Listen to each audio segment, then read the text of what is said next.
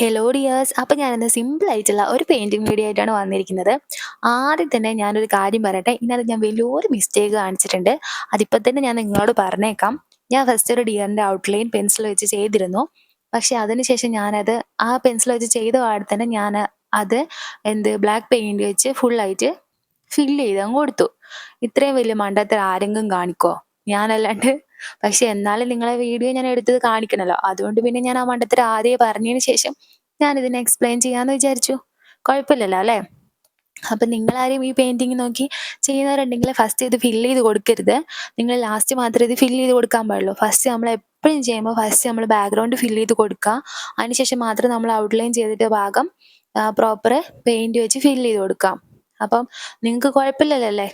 ഞാൻ അറിയാണ്ട് ഇങ്ങനെ അങ്ങനെ ചെയ്തു പോയത് ഇനി മാറ്റാൻ പറ്റില്ലല്ലോ.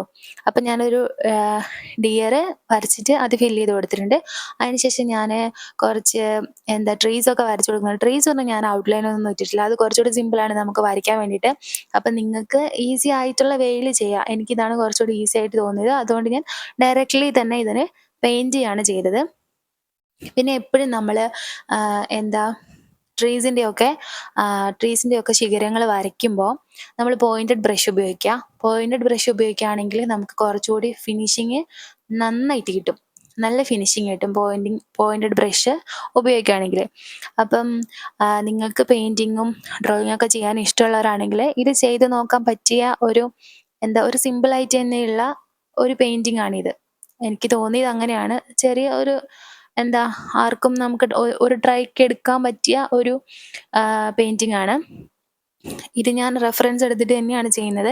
പിന്നെ നമ്മൾ ഒരിടത്തുനിന്ന് റെഫറൻസ് എടുക്കുകയാണെങ്കിൽ തന്നെയും നമ്മൾ അതിൽ നമുക്ക് പറ്റുന്ന രീതിയിലൊക്കെ ഓരോരോ ചേഞ്ചസ് കൊണ്ടുവരാം. ഇപ്പം നമുക്ക് കുറച്ചുകൂടി ട്രീസൊക്കെ ആഡ് ചെയ്യുകയോ അല്ലെങ്കിൽ നമ്മുടേതായ കുറച്ച് ചേഞ്ചസ് അതിൽ കൊണ്ടുവരാം. കളറിലാണെങ്കിലും അല്ലെങ്കിൽ പല പല രീതിയിലുള്ള ചേഞ്ചസ് കൊണ്ടുവരാം. അപ്പം അതുപോലെ ഞാൻ റെഫറൻസ് എടുത്ത് പ്രോപ്പറായിട്ടുള്ള പിക്ചറല്ല ഞാനിവിടെ വരച്ചിരിക്കുന്നത്. ഞാൻ സ്വന്തമായിട്ട് അതിൽ കുറച്ച് ചേഞ്ചസൊക്കെ വരുത്തിയിട്ടുണ്ട്. എൻ്റേതായിട്ടുള്ള കുറച്ച് ചേഞ്ചസൊക്കെ വരുത്തിയിട്ടാണ് ഞാനിത് ചെയ്തിട്ടുള്ളത്. അപ്പോൾ ഇതുപോലെ നമ്മൾ ഓരോന്നിങ്ങനെ എടുത്തെടുത്ത് ചെയ്യുമ്പോഴാണ് നമുക്ക് അതിൻ്റെ നമ്മൾ ഓരോരോ പെയിൻറ്റിങ് ഇങ്ങനെ ചെയ്ത് വരുമ്പോഴാണ് നമുക്ക് ഒന്നൊന്ന് മറ്റൊന്നെങ്ങനെ ഡിഫറെൻ്റ് ആയിട്ട് ഇരിക്കുന്നു എന്ന് മനസ്സിലാക്കാൻ പറ്റുക കേട്ടോ. സത്യം പറഞ്ഞാൽ നമ്മൾ ആദ്യമായിട്ടൊരു പെയിൻറ്റിങ് ചെയ്ത് കഴിഞ്ഞ് പിന്നെ ഒന്ന് ചെയ്ത് കഴിഞ്ഞ് അങ്ങനെ ഓരോന്നോരോന്ന് ചെയ്യുമ്പോൾ നമുക്ക് നമ്മുടെ തന്നെ ഇമ്പ്രൂവ്മെൻറ്റ്സ് മനസ്സിലാക്കാൻ വേണ്ടി സാധിക്കും. സത്യം പറഞ്ഞാൽ എനിക്കിതൊരു കുറച്ച് ബെറ്റർ ആയിട്ടുള്ള പെയിൻറ്റിങ് ആയിട്ട് തന്നെയാണ് തോന്നുന്നത്. പലതരത്തിലുള്ള മിസ്റ്റേക്കുകൾ ഇതിനകത്ത് ഉണ്ടെങ്കിൽ പോലും സത്യം പറഞ്ഞാൽ പേഴ്സണലി എനിക്ക് പെയിൻറ്റിങ് ഇഷ്ടപ്പെട്ടു.